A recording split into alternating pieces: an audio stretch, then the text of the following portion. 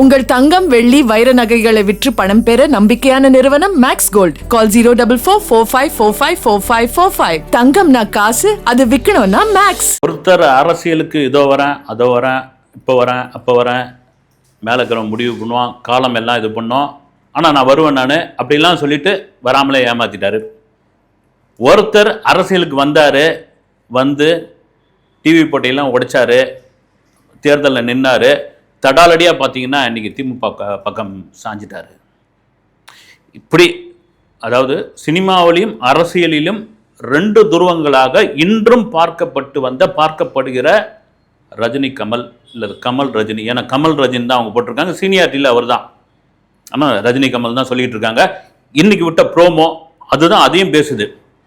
இதெல்லாம் தாண்டி 47 வருஷம் தமிழ் சினிமாவினுடைய ரெண்டு பெரும் ஆளுமைகள், ரெண்டு பேரும் வந்து ஒருத்தர் இங்கே தமிழ்நாட்டிலே வளர்ந்தவர், சென்னையிலே இருந்தவர், சின்ன வயசுலேருந்து அம்மாவனியே அப்பாவனானே அப்படின்னு பாடி சினிமாவை கரைச்சி குடித்தவர் அவர்.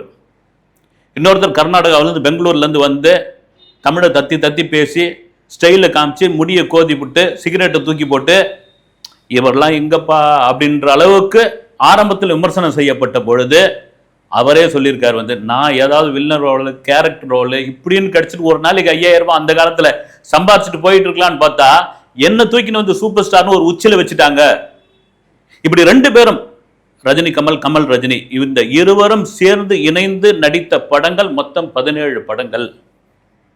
நினைத்தானே இழிக்கும் படத்தில் அவங்க ஓகே முடிவு பண்ணிட்டாங்க, நண்பா ஒரு பிஸ்கெட்டை வந்து பாதி சாப்பிட்றத விட ரெண்டு பேரும் தனித்தனியா ஆளுக்கு ஒவ்வொரு பிஸ்கெட், ஆளுக்கு தனித்தனியான சம்பளம், ஆளுக்கு தனித்தனியான ஒரு மெஜாரிட்டி, ஆளுக்கு தனித்தனியா ஒரு ரசிகர்கள் கூட்டம், இதெல்லாம் இருக்குது. இப்படி நாம ரெண்டு பேரும் ரெண்டு ட்ராக்ல போவோம் அப்படின்னு பயணித்த ஒரு விஷயம் தான். ஒரு பக்கம் உலக நாயகன், இன்னொரு பக்கம் சூப்பர் ஸ்டார் ரஜினிகாந்த் அப்படின்ட்டு இந்த இந்த 47 வருடங்களில் ரெண்டு பேரும் இணைய மாட்டாங்களா அப்படின்ற ஒரு விஷயம் என்பது 80களிலும் 90களிலும் இந்த ரெண்டு பேர் ஃபேன்ஸுக்குள்ள நடந்த சண்டை. நீங்க இப்போ விஜய் அஜித், அஜித் விஜய் சண்டைலாம் நம்ம சோசியல் மீடியாவில் பார்த்துருக்கேன்ல. அப்போல்லாம் தியேட்டர் வாசலில் செவத்தில் விளம்பரம் எழுதுறதுல தொடங்கின சண்டையெல்லாம் நான் லைவாக பார்த்துருக்குறேன். கமல் படத்துக்கு ஒரு கட் அவுட் வச்சா ரஜினி படத்துக்கு அதை விட ஒரு பெரிய கட் அவுட் வைப்பாங்க. அந்த ஃபர்ஸ்ட் ஷோ இருக்கு இல்லைங்களா, அந்த காட்சிக்கு முதல்ல வந்து படம் பார்க்குறவங்களுக்கு காலையில் கவுண்டரில் வந்து படம் பார்க்குறவங்களுக்கு எவர் சில்வர் டபரா கொடுத்தா இன்னொருத்தர் வந்து எவர் சில்வர் தூக்கு கொடுப்பாங்க. அப்போ எவர் சில்வர் பெரியது. இப்படியா இரு துருவங்களாக இருந்த இந்த நண்பர்கள், இந்த நண்பர்களுக்கான அந்த ரசிகர்கள் வெவ்வேறு துருவங்களாக இருந்து, கமல் ரசிகர்கள்லாம் அப்படி அவங்க கொஞ்சம் ஐஃபையான ஆளுங்கப்பா, அவங்க வந்து ரொம்ப அறிவுபூர்வமாக சிந்திப்பாங்க, அவங்க தலைவர் அப்படி தான் கொண்டு வந்திருக்கிறாரு. ரஜினி ரசிகர்லாம் வந்து பரட்டை லோக்கல், தர லோக்கல், பீடி பிடிக்கிறவங்க, என்ன ரேஞ்சு கொண்டாலும் இறங்கி பண்ணுவாங்க. இப்படியா விமர்சனங்கள் இருந்த பொழுதும் நாங்கள் நண்பர்கள் தாங்க, நாங்கள் இண்டஸ்ட்ரிக்குள்ள இன்னும் இருக்கிறோன்னு. ஆனால் இவங்க ரெண்டு பேரும் எப்பப்போ இணைவாங்க? இப்போ சமீபத்தில் கூட இயக்குனர் சீக்கிரம் கே பாலச்சந்தர் அவருடைய மகள் பேட்டி கொடுத்துருந்தாங்க. அப்போ அந்த ஆங்கர் ரஜினி கமல் ரெண்டு பேரையும் சேர்த்து படம் எடுக்கிற ஒரே இது வந்து பாலச்சந்தர் சாருக்கு மட்டும்தான் இருந்தது அப்படின்னு சொல்கிறாங்களேன்னு அவங்க தெளிவாக சொல்கிறாங்க. இல்லை அவர் அது பெருசாக விரும்பலை அப்படின்றாங்க. விரும்பலை, ஆனால் ரெண்டு பேரை வச்சு படம் எடுக்கிறது எப்படின்னா ஒரு கரண்ட் கம்பெனி நடக்கிற மாதிரி. அதுதான் உண்மை. நீங்க யாருக்கு எப்படி சீன் பண்ண முடியும், யாருக்கு பில்டப் கொடுக்க முடியும், யாருக்கு எப்படியாப்பட்ட டயலாக் கொண்டு வந்து சேர்க்க முடியும், இதெல்லாம் பெரிய விஷயங்க அப்படின்னு. அப்படியாப்பட்ட ஒரு ரிஸ்கை தான் நீங்க எடுத்திருக்காங்க. வந்து அதுல மிக தெளிவான ஒரு ப்ரோமோ வந்து விட்டுருக்காப்ல நெல்சன். இல்லை கண்டிப்பாக இதில் ரஜினியோடைய ஐடியா, கமலுடைய இன்புட் நிறைய இருக்குதுல்ல. இதெல்லாம் மீறி இப்போ 70 வயசுக்கு மேலே ஒரு பக்கம் பார்த்தீங்கன்னா விஜய் அரசியல் களத்துக்குள்ள வேகமாக போயிட்டு இருக்காரு, இன்னொரு காலத்துக்குள்ள பார்த்தீங்கன்னா அஜித் கார் ரேஸ்குள்ள போயிட்டாரு. அவங்க ரெண்டு பேரும் அடுத்த சூப்பர் ஸ்டார் தான், அடுத்த நம்பர் 1 தான் அவங்க. ஆனால் அவங்களே அந்த இதுக்கு போயிட்ட பிறகு 70 வயசுக்கு மேலே ஆகி இவங்க என்னப்பா இவ்வளோ எனர்ஜியாக இருக்கிறாங்க? இப்படியாப்பட்ட ஒரு விஷயம் என்ன? அதுவும் குறிப்பா இன்றைக்கு காலகட்டத்தில் உள்ள இந்த இளைஞர்களோடு 2K கிட்ஸு, ஜென்சி கிட்ஸு இவங்க கூட பயணிக்கிற ஒரு விஷயம் இருக்குது இல்லை, அதில் ரெண்டு பேருக்கிட்டுமே ஈகோ இல்லைன்றது தாங்க மிகப்பெரிய ஒரு பலமே. இந்த ப்ரோமோ ஆரம்பிக்கும் போதே சண்முக பிரியாவா கரகர பிரியாவா அப்படின்னு அனிருத் கேட்டு போகும்போது நெல்சன், டே மியூசிக் தெரிஞ்சு எனக்கே இப்படி ஒரு டஃப் கொடுக்குறாங்க, சரி நாமளும் இந்த ரெட்டை வரல தொடுவோம் அப்படின்னு சொல்லி அங்கேருந்து ஆரம்பிக்கிற ஒரு விஷயந்தான் வந்து இதை சார் யூஸ் பண்ணலையா அப்படின்னு கமல் கேட்கும்போது இதை வந்து கமல் சார் வந்து வேணான்னு சொல்லிட்டாரா அப்படின்னு நாங்கள் வந்து சேர்ந்து நடித்தாலும் அந்த போட்டி எங்களுக்குள்ளே இருக்குது அப்படின்னு வந்து ஒரு ஸ்டார் ஹோட்டல்லேருந்து வெளியே வரவர்கள் ஒரு மெக்கானிக் ஷெட்டுக்குள்ளே போகிறாங்க. 2 பேரும் மெக்கானிக் கிடையாது. ஆனால் அங்கே பார்த்தீங்கன்னா இந்த வெள்ளைக்கார லேடிகள்லாம் வந்து வெல்டிங் பண்ணுறதும் இது மெக்கானிக் வேலை பார்க்குறதும் என்ன சொல்கிறதுனா இவங்க 2 பேருக்கும் வயசானா கூட அவங்கள சுற்றி உள்ள அந்த காட்சிகள் அந்த யூத்து இது சம்மந்தமான விஷயங்களை சேர்த்து கொண்டு வந்து ஒரு பக்கா ப்ரோமோவை கொண்டு வந்து விட்டாச்சு. இதெல்லாம் மீறி சினிமாவை தான் சொல்கிறது நான் மறுபடியும் சொல்கிறது தான். ஏன்னா இந்த 2 பேரையும் உருவாக்குன அந்த குருநாதர் கே பாலச்சந்திர சார் அவர்கள் சொன்ன ஒரு விஷயம் என்னென்னா இன்றைக்கும் சினிமாவில் இருக்கிறவங்க சண்டை போடக்கூடாது சாமி, எப்பயா மறுநாளே வந்து ஒரே காரில் பயணிக்கிற ஒரு நிலைமை வரும் அப்படின்னு. இவங்க 2 பேரும் சண்டை போட்டுக்கலனாலும் இந்த ரசிகர்களுடைய சண்டை இந்த 80-90 காலகட்டங்கள் எப்படி இருந்திருக்குமா, அப்போ சோசியல் மீடியா இருந்தால் இதை விட தெரிக்குங்க, இதை விட அட்டகாசம் பண்ணும். இதுதான் நீங்க கமல் ஒரு பக்கம் அரசியலுக்குள்ள வந்துட்டார், ரஜினி அரசியலுக்குள்ள வரணும் போது அப்போ எவ்வளவு பெரிய விஷயங்கள். ஏன்னா தில்லுமுள்ளு படம் எனக்கு தெரிஞ்சு அதான் கடைசி படம் நினைக்கிறேன் 2 பேரும் சேர்ந்து பண்ணுது. ஒரு கேமியோ ஒன்று பண்ணியிருப்பார் வந்து கமலஹாசன். ஆனால் வரிசையா ஆடுபுலி ஆட்டம் ஆகட்டும், அபூர்வங்கள், குறிப்பாக வந்து 16 வயதில் இன்னைக்கு வரைக்கும் எவருக்கு அதை வச்ச மீம்ஸ், அதை வச்ச போஸ்டர்ஸு பட்டமும் பதவியும் தேடி வர்றது பரட்டைக்கு தாண்டா அப்படின்ற ஆகட்டும், தெனாலி வந்தா கோமாளி, கபாலி வந்தா தாண்டா தீபாவளி, இப்படியா போட்ட அந்த வசனங்களாகட்டும், குறிப்பாக ஹைலைட்டான இந்த பரட்டையை வச்சே வந்து எனக்கு தெரிஞ்சு கமல் எலெக்ஷனில் நிற்க போகிறாரு, அரசியலுக்குள்ளே வந்துட்டார், மக்கள் நீதி மைய கட்சியை ஆரம்பிச்சிட்டாருன்னு போது ஒரு போஸ்டர் ஒன்று மதுரையில் வந்து ஒட்டியிருந்தாங்க.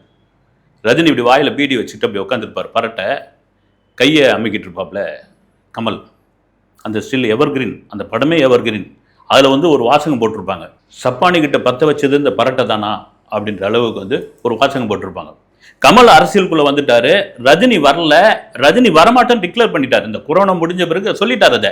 ஆனால் அதை மீறியும் அவருடைய அந்த ராகவேந்திர கல்யாண மண்டப வாசல்லையும் போயஸ் கார்டன் வீட்டு முன்னாடியும் நூற்றுக்கணக்கான போஸ்டர்கள் இன்னைக்கும் ஒட்டி வச்சிருக்காங்க. வந்து தலைவா வாங்க, நாங்கள் காத்துக்கிட்டு இருக்கோம், உங்களுக்காக தான் வெயிட்டிங், யாரோ அரசியலுக்குள்ளே வராங்க, நீங்கள் வாங்க, பழம் மாதிரி வந்த ஒரு வாய்ப்பை வந்து அப்படி நழுவ விட்டுட்டீங்களே, நீங்கள் வந்தால் இன்னும் சூப்பராக இருக்கும் அப்படின்ற தொடர்ச்சியான அந்த போஸ்டர்ஸ் வந்து அதில் இன்னும் முக்கியமான போஸ்டர் இன்னும் நல்ல ஞாபகம் இருக்குது. தலைமைச் செயலகம் படம் போட்டுட்டு தலைவா நீ செலெக்ஷன், இனி இல்லை ஒரு எலெக்ஷன் அப்படின்ட்டு சென்னை முழுக்க அந்த போஸ்டர் வந்து ஒட்டினாங்க.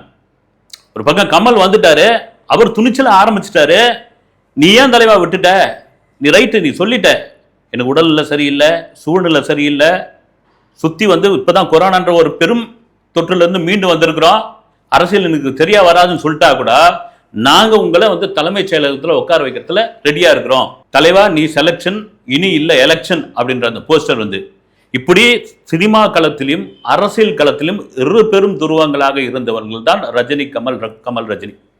இந்த ப்ரோமோவே பாருங்க, ஒரு 3 நாளாக விட்டுட்டு இருக்காங்க. வந்து எப்படி பார்த்தீங்கன்னா 7-12 12-7 7-12 12-7 நவம்பர் 7 கமலஹாசன் பிறந்த, டிசம்பர் 12 ரஜினி பிறந்த நாள். இதை வச்சே தொடங்கின ஒரு விஷயம். இப்போ என்னன்னா ரைட் ஓகே, இந்த படத்துக்குள்ள வந்தாச்சு, இந்த படத்துக்குள்ளேயும் நாங்கள் தான் வந்து 2 பேரும் எளியும் புனியமாக இருக்க போகிறோம். அதெல்லாம் மீறி ஒரு கதை இருக்கும், அதெல்லாம் மீறி ஒரு சம்பவம் இருக்கும். நான் சொல்வது இதுதான் ரஜினியோட கடைசி படம். இந்த படம் ரைட்டு ப்ரோமோ விட்டாங்க, இந்த வருஷம் வரதுக்கான வாய்ப்பு இல்லை. காரணம் என்னென்னா ரஜினி ஜெயிலர் 2 முடிய போகுது. ஜெயிலர் 2 ரிலீஸுக்கு அப்புறம் சிபு சக்கரவர்த்தி டைரக்ஷனில் படம் பண்ண போகிறார். அதன் பிறகு கமலோட லைனப்பு கல்கி 2ல் நடிச்சிட்டு இருக்காரு. அதுக்கப்புறம் அன்பரியும் மாஸ்டருடைய படம் இருக்குது. இதெல்லாம் முடிச்சு 2027 தொடக்கத்தில் தான் இந்த படம் ஸ்டார்ட் ஆகுது. 2027 தீபாவளிக்கு தான் ரஜினியும் கமலும் இணைந்து நடித்த இந்த படம், இன்னும் பேர் வைக்காத இந்த படம், நெல்சன் இயக்கத்தில் அனிருத் இசையில் இந்த படம் ரிலீஸ் ஆக போகுது. இதுதான் சொல்கிறேன் பாருங்க, அனிருத் ஒரு பக்கம், கமல் இன்னொரு பக்கம் வந்து ரஜினிகாந்த், 2 பேருமே ஏறக்குறைய உறவினர்கள் தான் இருக்குது. அதுதான் விமர்சனமாக கூட இருந்தது. வந்து இப்போ 2 பேரும் உறவினர்கள் அப்படின் போது பாட்டெல்லாம் ஸ்பெஷலாக போடுறீங்களே, அதுவும் ரஜினி நெருக்கமான உறவினர். வந்து அண்ணாமலை படத்தை வந்து எங்கள் அப்பா வந்து என்னை கையை பிடிச்சி கூட்டு போனார், யார், அனிருத், ஒரு பேட்டியில். ஆனால் நானே வந்து ஜெயிலர் படத்துக்கு வந்து நிற்கிறேன், என்னை வந்து வாழ்த்துறாரு அப்படின்னா இது எப்படியாப்பட்ட ஒரு வாய்ப்பு? இது சினிமாவில் மட்டும்தாங்க சாத்தியம். வந்து நான் தூக்கி வளர்த்த பையன் அனிருத் அப்படின்னு அவங்க 2 பேரும் இந்த காருக்குள்ளே உட்காந்து நெல்சனும் அனிருத்தும் உட்காந்து பேசுறது, 2 மியூசிக் டைரக்டரோட பேரை சொல்லி இதை மிக்ஸ் பண்ணி போடலாமா அப்படின்னு கேட்குறப்போ, முதல்ல யார் ஹீரோன்னு சொல்லுங்கயா அப்படின்னு ஆரம்பிக்கிற ஒரு விஷயம். கண்டிப்பாக இந்த 47 வருடம் அப்படின்ற இந்த சினிமாவில், தமிழ் சினிமாவில் 2 துருவங்களாக இருந்த 2 பேரும் இந்த சேர்ந்து நடிக்கிற இந்த படம் வந்து மிகப்பெரிய பட்ஜெட்டில் தயாராக போகிறது என்பதில் மாற்று கருத்து கிடையவே கிடையாது. அதனால்தான் ரெட் ஜெயண்ட் இந்த படத்தை தயாரிக்கிறாங்க. இன்பன் உதயநிதி ஒரு தயாரிப்பாளராக ஒரு மாபெரும் படத்தில் என்ட்ரி ஆகிறார். இந்த படம் வந்து மிகப்பெரிய பட்ஜெட். வந்து இது 1000 கோடி அடிக்குமா, 2000 கோடி அடிக்குமா, 3000 கோடி அடிக்குமான்னு இப்பயே வந்து ஆரணம் பார்க்க முடியாது. இது என்ன கதைன்னு இனி வெளியே வந்து அதெல்லாம் டூப்பு. இந்த கதையை வந்து கசியாத அளவுக்கு வச்சுருக்காங்க வந்து அவங்க. ஏன்னா இப்போ ஒரு ப்ரோமோவோட வைப்பை கொடுத்துருவோம் அப்படின்ற அளவுக்கு தான் வந்தாச்சு. இதெல்லாம் மீறி ஏன்பா தமிழ் சினிமாவில் மற்ற ஆர்டிஸ்ட்லாம் என்ன பண்ணிக்கிட்டு இருக்கீங்க? இன்னைக்கு தமிழ் சினிமா இருக்கிற நிலைமையே ரொம்ப மோசமாக இருக்குது. தியேட்டருக்காரங்க தியேட்டரே நடத்த முடியாத அளவுக்கு இருக்குது. காரணம் என்னன்னா, பெரிய ஹீரோக்கள் படம் இல்லைங்க. பெரிய ஹீரோக்கள் படம் இல்லை. ஒரு பக்கம் ஜனநாயகன் முடக்கி வச்சிருக்காங்க, இன்னொரு பக்கம் அஜித் கார் ரேஸை விட்டு வெளியே வர மாட்டேன்றாரு. ரஜினி நடிக்கிறார், கமலும் நடிக்கிறாங்க. ரஜினி கமலும் சேர்ந்து நடிக்கிற இந்த படம் கூட 2027 வரப்போகுது. இதுக்கு இடையில நாங்க எப்படி வந்து தியேட்டர் நடத்த போறோம்? இப்ப மற்ற ஆர்டிஸ்ட்லாம் என்ன? நான் திரும்பவும் சொல்றேன், வந்து இப்போ இருக்கிற இளம் நடிகர்கள் தயவு செய்து கிடைக்கிற இந்த 2-3 அந்த புகழ் உச்சி 2-3 படம் இட்டுல வந்து நீங்க புகழ் உச்சிக்கு போயிட்டேன்னு நினைச்சு உங்க கர்வத்தை கொண்டு வராதிங்க. அதுக்கு சரியான 2 உதாரணம் ரஜினி கமலும் தான். வந்து இவங்களை பார்த்து தெரிஞ்சுங்க. இந்த 47 வருஷத்துல எத்தனை இட்டு, எத்தனை புகழாரம், எத்தனை விசில் சத்தம், எத்தனை தோல்வி, எத்தனை துரோகம், எத்தனை காலவாரி விட்டுறது, எத்தனை வெற்றி கோப்பை, இதெல்லாம் பார்த்துட்டு ஒரு கட்டத்தில் சலிப்பு வந்துடும்ல. ஆனால் சலிக்காம இருக்கிற ஒரு மனநிலை இருக்குதுல்ல. ஒரு ரிட்டையர்மெண்ட் ஆன பிறகு எதுக்கு ரிட்டையர்மெண்ட்னு ஒன்று கொடுக்குறாங்க. வந்து போதையா அந்த வேலை செஞ்சு போதும், குடும்பத்தோட எங்கேயாவது இருப்போம் அப்படின்னு. ஆனால் இந்த ரசிகர்களுடைய அன்பும் ஆதரவும் விசில் சத்தமும் தான் இந்த 2 பேரும் இயங்கிக்கிட்டு இருக்கு. உங்களுக்கு எல்லாம் இந்த ஜென்சி கிட்ஸ் 2K கிட்ஸுக்கெல்லாம் டஃப் கொடுக்குற அளவுக்கு இந்த 40 கிட்ஸ், இந்த 40 கிட்ஸ் 70 வயது மேலே இந்த பேரம்பத்தி பார்த்த அந்த தாத்தாக்கள் இவங்க இப்படி வந்து இறங்கியிருக்காங்கன்னா இதுதான் இந்த சினிமாவில். இது மட்டும் தாங்க மேஜிக். வந்து அதை தாண்டி அந்த 2 பேரும், கமலோடைய குரல் இருக்கு பாருங்களா, எனக்கு அப்படியே பிக் பாஸை ஞாபகப்படுத்தல் வந்துடுச்சு. அந்த ஒரு கர்ஜனையோட சொல்றது வந்து ரஜினி அசால்ட்டா பேசுற ஒரு விஷயம். அது ரைட்டு வைப்பை தொடங்கிட்டாங்க. இன்னொரு ஒரு பேட்டி கூட பார்த்தேன், இயக்குனர் அருண் வைத்தியநாதன் அந்த ஒரு பேட்டி ஒன்று கொடுத்திருந்தார். ரஜினி வந்து இந்த சித்தர்களை வழிபடுறாரு, பாபா இப்படி ஆன்மீக சம்பந்தமாக அவர் இருக்காரு. கமல் கூட அவரும் சித்தர் வழிபாடு உள்ளவர் தாங்க. அவரும் ஆன்மீகத்தை அவர் அறியாமலே வருது. ஒரு பக்கம் கடவுள் இல்லைன்னு சொன்னா கூட அவருடைய படங்கள்லாம் பாருங்க, விஸ்வரூபம், அன்பே சிவம், தசாவதாரம் இப்படிதான் இருக்கு அப்படின்னு. இப்போ இந்த 2 பேரும் இணைகிறாங்க. ஒருத்தர் ஆத்திகம் பேசுறவர், ஒருத்தர் நாத்திகம் பேசுறவர், ஒருத்தர் வந்து அறிவுஜீவி, இன்னொருத்தர் வந்து தர லோக்கல். இப்போ இந்த 2 பேரும் இணைகிறாங்கன்னா அது எவ்வளோ பெரிய விஷயமா இருக்கும். இதே இன்னைக்கு வந்து ப்ரோமோ சம்பந்தமாலாம் அரசியல்லாம் இதில் உள்ள விட்டுறாங்க. வந்து பல அரசியல் விடுறாங்க. எனக்கு ரொம்ப வேடிக்கையாக இருந்தது என்னன்னா, இன்னைக்கு நாம் தமிழருடைய மாநாடு இருக்குது. இந்த மாநாட்டை டைலூட் பண்ணுறதுக்காக தான் இந்த 21ஆம் தேதி நீங்கள் தேர்ந்தெடுத்தீங்களா? அந்த மாநாடு பக்கம் வந்து மீடியாக்களுடைய கவனம் போகக்கூடாதுக்காக தான் இப்படி ஒரு ப்ரோமோ நீங்கள் விட்டுருக்கீங்களா அப்படின்ற மாதிரி ஒரு விஷயங்கள்லாம் பற்ற வைக்கிறாங்க. பரட்டை பற்ற வச்சாச்சு, சப்பானி ஒரு பக்கம் கிளம்பியாச்சு.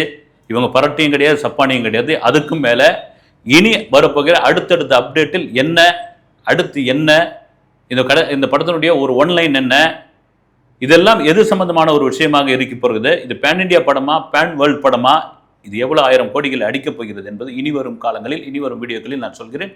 அடுத்த வீடியோவில் சந்திப்போம். நன்றி.